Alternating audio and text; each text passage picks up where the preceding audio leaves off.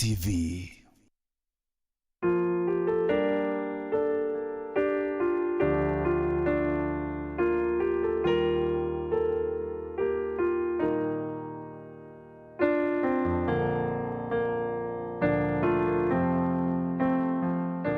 Hello, viewer. It's my joy to welcome you again to this wonderful program. My name is Meru, and always a joy to welcome you and share the word of God, just feeding on the solid and uncompromised word. And this wonderful day, I want us to think about something that we started building last Saturday, and that is concerning the blessing of fellowship, gathering together. Now, when I say fellowship, you should not think about just where we meet in the house, just a few people, but even where you gather like two people and you're God-fearing and you share the word of God. That is fellowship. And the fellowship is among the things that we call the kingdom pillars, or pillars that make the kingdom culture. Because in every kingdom, there is a culture. For example, if you go to Uganda, you find there is a Buganda kingdom. There is a culture.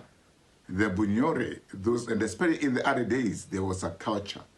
And even the kingdom of God has a culture. And actually, when you move from one tribe to another, and from one nation to another, you see how people operate differently. They have a particular culture, the way they do things as a community. And so when you come to the kingdom of God, is what we call the kingdom culture. And this is what you find in the book of Acts chapter 2 and verse 42. Talks about, and those who believed continued steadfastly in the apostles' doctrine and in fellowship, in breaking of bread, and in prayer. So there are some things they continue doing in those early days, and we should be doing them. Staying in the word of God. That's what we call the apostles' doctrine. In fellowship, and that is what we are talking about today. Fellowship. There's a breaking of bread, the Holy Communion, and there is prayer. You find many times, and especially us in Africa, we are so much into prayer, which is good, but we must not neglect the others also. We need to put value, great value, even in the other pillars. And so today we are talking about the benefits of fellowship. When we gather together, what happens? Does God tell us just to meet and just eat together and go home? No, there's much more. There is spiritual exchange. There is impartation that goes on. God shows up. When people gather together, God shows up. And that's what we are told in the book of Hebrews, chapter 10 and verse 25. And let us not neglect the gathering of believers or meeting together of believers, as it is a manner of some, but encourage one another. So that's what we are doing, encouraging one another, especially now that the day of his return is drawing near. And for sure, the coming of the Lord Jesus Christ is drawing near. And so we are told to encourage one another. You see, one of the things that you really benefit you is where you put value in spiritual things. In our country, Kenya, there is a lot of emphasis, and people have realized the importance of education. And so there is so much emphasis. We put value in education, so much. And it's unfortunate that many times we don't put much value in spiritual things. For example, when God says that we should not neglect the gathering together of believers, you find believers or people will not go for gathering, but they will insist on going for the women groups. In fact, even there's fining. You find telling our children to go to school, they should not be absent, should be there. But when it comes to the word of God, going to church, going for the group meetings, small group meetings, you find people do not have anything in them. Many actually, even those who go, they don't have much value. They just go as a routine. If this doesn't change, things will become harder for us. We've got to come to a place whereby we value what God says. And the moment it is so deep in us to know when we gather that God knows about it. You know, in the book of Malachi, chapter 3, I think it should be verse 16, where the Bible says, and those that feared the Lord, they got together and they spoke to one another. And the Lord recorded what they spoke. Those who feared the Lord, they gathered and they spoke to one another. And it was recorded. Can you imagine? God is even listening. And is recording what those that gather and fear his name, what they say. So important. But when many times, when people hear this, it doesn't get into their hearts. Yes, you are listening to me today. This can be the changing point of your life. What sometimes you may think this is not anything, I can tell you, this can be the changing point. What I'm sharing with you can be the changing point of your life. One time, I was invited for a meeting. And I started attending that meeting. Every Monday, I was there.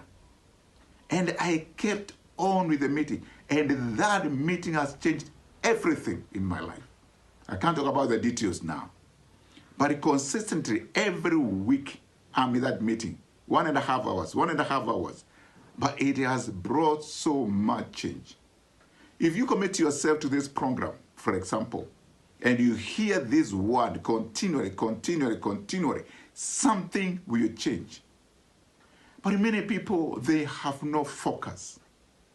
The Bible tells us to not neglect, they are not committed. I'm not just talking about any meeting. I'm talking about a meeting where God is honored. Last Saturday, we spoke about the gathering together of believers. It causes the anointing of God, the power of God to show up. The Holy Spirit comes. The other thing we spoke about is it brings safety and strength to people. When believers come together and they hear the word of God and they fellowship around the word of God, there is strength and safety that comes upon them. And I remember we shared about when animals are together, you don't just attack them. And I can tell you, like now when you go to the national park and you see the wild animals, when they are together, for example, a number of hyenas can kill an elephant. A lion. Just some hyenas. Why? Because when they are together, they'll bite, and the thing will be killed, though is the king of the jungle. But I can tell you, when they are together and though they are small, they can do damage. Believers need to come together to receive strength. Talked about when people gather, they bring encouragement. We don't have these weak, emaciated believers who have no strength. They are like dwarfs. They have no strength of their own. And dwarfism, we need to come out from where we are so weak to a place where we are full of strength and encouraged. So we also spoke about maturity. That was one of the things that we concluded with and talked about the signs of maturity. You need to be fruitful. Are you bearing fruit? Fruit of the Spirit? If you're not, it's time to say, no, I want to bear fruit. Life will be more bearable. Life will be better for you. And you know, as a pastor, because I deal with different people, you can see there are people, even though maybe they are not so educated, but they are committed to the things of God. You find these people have grown spiritually, and they are much stable than the people who are PhDs. Why? Growth spiritually is not the same as academic growth. They are different. You are not more spiritual because sababu umesoma sana, uko na degree. No, it's a different thing. And somebody is not spiritual so spiritual. That's because they never go to school. No, there's some people who were uneducated, like Peter and John in the book of Acts chapter 3. The Bible says they were uneducated,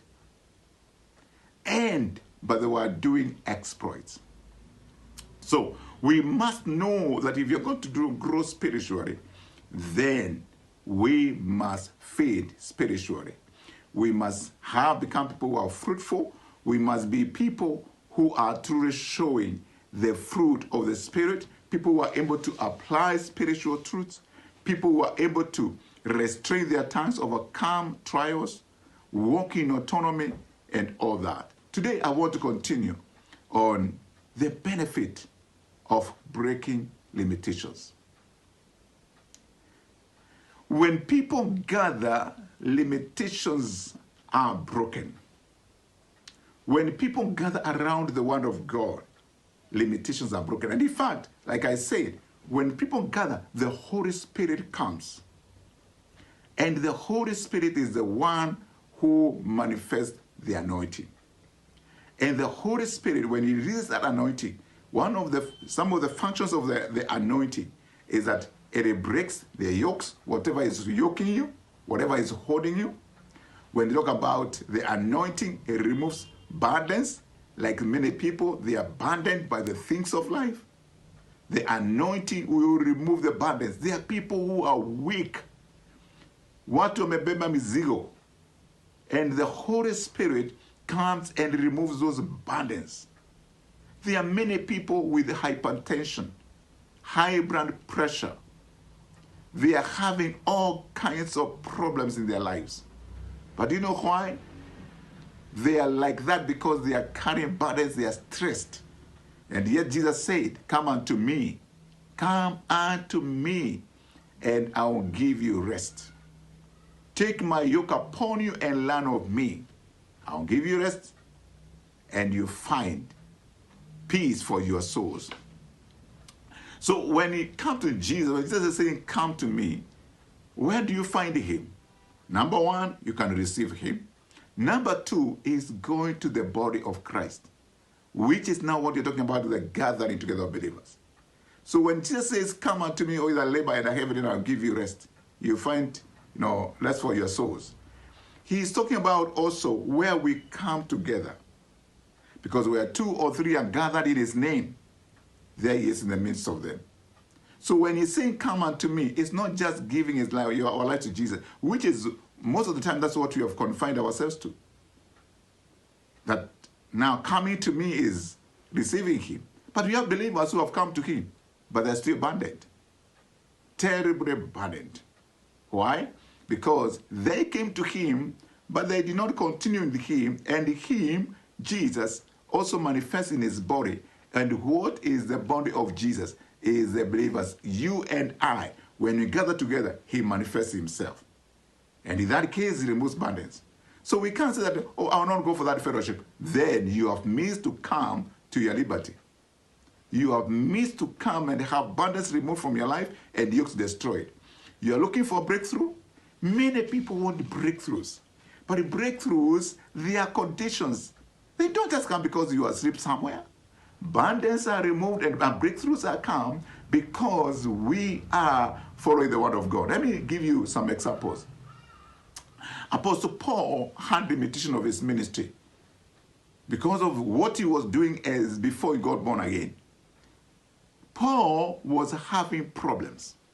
But there's something that happened to him when he got connected with Barnabas. In the book of Acts chapter 11, verse 25 and 26, you see this limitation of Apostle Paul coming. And this is what the Bible says. Then Barnabas departed for Tarsus to seek Saul.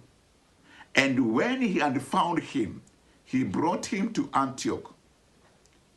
And so that it was for a whole year they assembled with the church and taught a great many people. And then disciples were first called Christians in Antioch. So what is happening here? Paul is confined to a particular place where he came from, Paul of Tarsus. And Barnabas goes for him. And they come and Saul is accepted. among the Christian community. It gave Apostle Paul, yes, it gave Paul an upper hand. There was a breakthrough that he came to his ministry. Now he could fellowship. Now he could minister. Why? Because of being received by Barnabas. They were together. Barnabas was a respected man. He was a Christian before Saul. And so when they came together, there was an acceptance of Paul's ministry, meaning the limitations were broken. Your limitations can be broken too if you get connected with believers. And you find some people that you despise, God, you use them to bring you to that place of breakthrough. There are many who are crying for breakthrough, and they are just in the prayer closet. They're just praying and weeping, but they never connect with people. Can I tell you something? Prayer and fasting is not enough. There is where God also wants you to connect with the people, because you realize that God can move, and you often move through people. The people that you know, they know somebody else. Eventually, you find you have come to a place of breakthrough. Are you looking for breakthrough? Are you desiring breakthrough? You cannot afford to neglect the gathering together of believers. You got to come to a place whereby we embrace what God says and know their benefits. So breakthroughs you find often breakthroughs coming by you connecting properly. Another time, Cornelius had a limitation. He did not know what to do for him to be born again. And he was a man of prayer and fasting. He was a man of giving. He was a senior soldier. But that could not help him in what God wanted to do in his life. And we find, as he was praying, God spoke to him and told him, send somebody. An angel came and told him, go, send for Peter.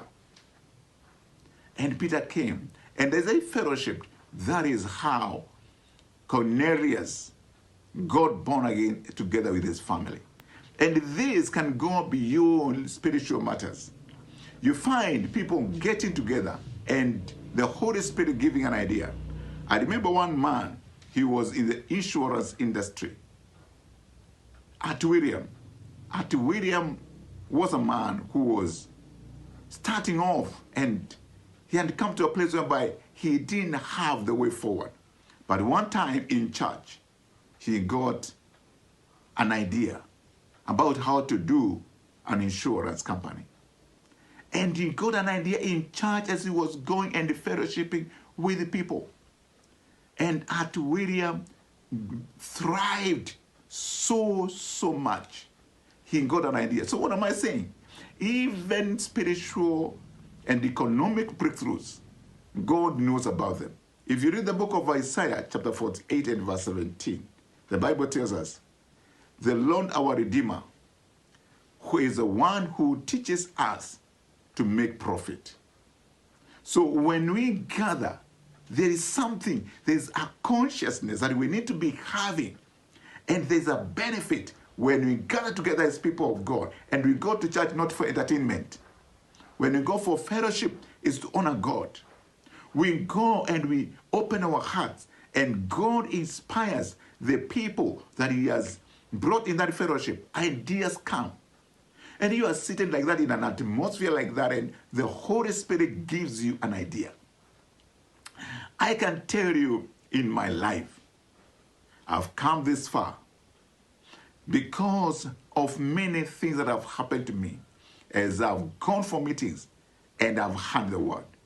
I remember my very first time to have the word of knowledge, to know something supernaturally, is I went to church one Sunday afternoon, and I saw my pastor then worshiping the Lord, and something struck me. And I said, if I worship God like this, I'm going to hear the voice of God. And so the following morning, I went to the prayer room. I was a student. And when I went to the prayer room, I started praying and praying and praising God. You know, we talked about it, not screaming and shouting, but I praise you, Jesus. I worship you, Jesus. All of a sudden, I got to know in my heart something was happening over 130 kilometers away. And it was accurate. It was exactly what was going on. That was my first time to hear the voice of God on the inside of me. So supernatural. What am I saying? I can give examples upon examples of things that happened to me as I went to church and the fellowship with other believers, and I got an idea. And that idea brought deliverance, breakthrough. Breakthrough will come as you are fellowship with other people. Another thing that will come to you is divine favor. Oh, what a joy when God sees people coming together in His name to honor Him. When people come together, there is a favor that comes upon them. And once again, to do with anointing, Psalm 133, verse 1 to 3. Very short psalm, but we keep quoting it. It's a blessing. Behold how good and pleasant it is for brethren to dwell together in unity. It is like the precious oil upon the head, running down on the beard of Aaron, running down on the edge of his garments. It is like the dew of Hermon, descending upon the mountains of Zion. For there the Lord commanded the blessing, life forevermore. So we see the favor of God. God commanded the blessing. And you know what the blessing of God does? It makes you rich and it has no sorrow. Oh, how we miss the blessings of God when we despise the gatherings of God. And gatherings is even like this forum when you are hearing the word of God coming in an uncompromised manner. When this word is coming, there is an anointing. There is a power to remove burdens from your life, to bring hope to you, to encourage you, to strengthen you, to go further. That's why I'm welcoming you to this program every Saturday at this particular time. The last thing I want to share today is that when people gather, there is a blessing when we talk about prayer. Two are better than one. In the book of Matthew 18 and verse 19, it says, again I say to you, that if two of you agree on earth concerning anything that they ask, it will be done for them by my Father in heaven. When two people come and agree, when people agree, as I get to you, two of you agree on earth. So there is a level of prayer that is hard when people gather, when people are united. Because that unity, the Lord commands a blessing upon it. In the book of Acts chapter 4 and verse 31, something amazing happened. It says, and when they had prayed, when they, not he, when they had prayed, the place where they were assembled together was shaken, and they were all filled with the Holy Spirit, and they spoke the word of God with boldness. Now you see, and great grace was reached. These guys, they came together. They prayed. It was not single, it was plural. They were many. They prayed. And the power of God came. I tell you, we need to appreciate the place of fellowship and the power that is generated thereof. I believe that each one of us need to make up our minds to be more concerned and to be more committed, is the word, to be more committed to fellowships. Fellowships that are authentic, fellowships that are true, not a gathering of gossipers, but a gathering of people who fear the Lord. When people who fear the Lord, they gather, the Lord listens and records. The Lord commands a blessing. even life forevermore. It's a joy to have this program all the time. It gives me great delight. It's a great enjoyment. But we'll be happy to hear how you are benefiting from this. We have our numbers down there, and you can contact us for further advice. May it be well with you. May the power of God that is present in this meeting, as you have been listening, may that power work mighty over your life and bring deliverance. In Jesus' name, amen.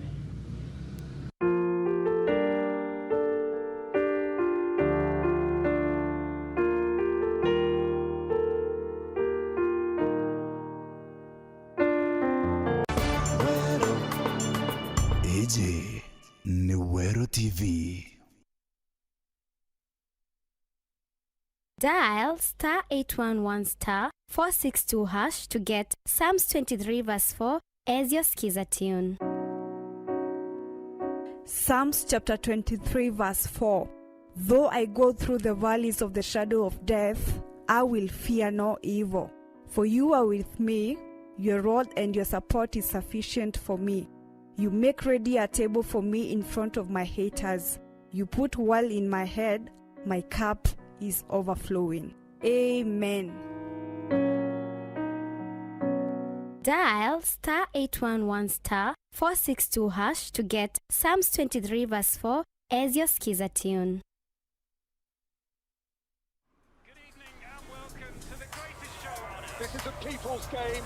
They will be bubbling about this one for weeks and months to come.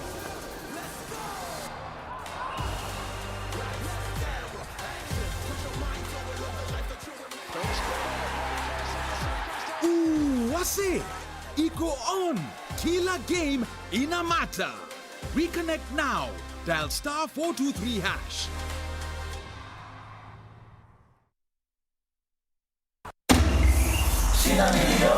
I had the Funua promotion over the radio, and I decided to give the Funua promotion a try. I tried over 20 times. Went to the shop, bought a soda, opened the bottle top, then there was a code inside the bottle top.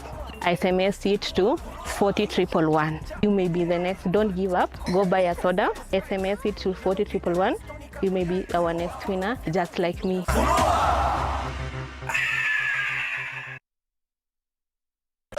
Feel the pure, unfiltered power of football on Star Times. And he's taken. Football as it's meant to be.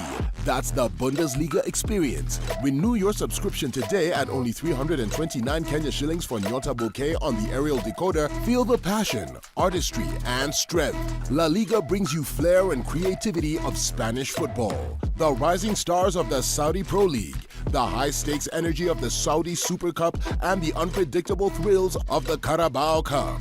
Renew your subscription today at only 549 Kenya shillings for Nova Bouquet on the Dish Decoder. Download the Star Times app to never miss a match, even when you are on the move. Star Times. Enjoy digital life.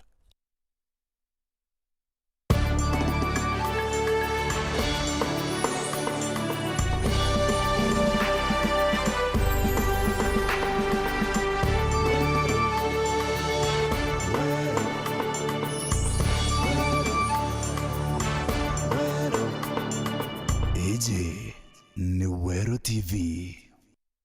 Prayer, men and brethren, is the key to discovering important secrets of God. Na mimi ninaombanga Mungu akusaidie that you may ama uweze kuchukulia maombi na uzito ule ambao mimi nikiwa musili nachukulianga maombi, ili neema na rehema za Bwana katika maisha ya kila mmoja wetu. Ninaomba Bwana akakusaidie, ninaomba Bwana akakusaidie kuweza kujua siri zake. Utakapoingia katika mahali ambapo utakuwa umekanganyikiwa, ambapo destiny yako itakuwa inakaa kusanganyikiwa, Bwana na akupe siri zake. Nasema Bwana na akupe siri zake. Nasema Bwana na akupe siri zake. Bwana na akupe siri zake katika jina la Yesu Kristo. Kama pengine utakuwa umepigwa na njaa, utakuwa umepigwa na ukaufu, utakuwa umepigwa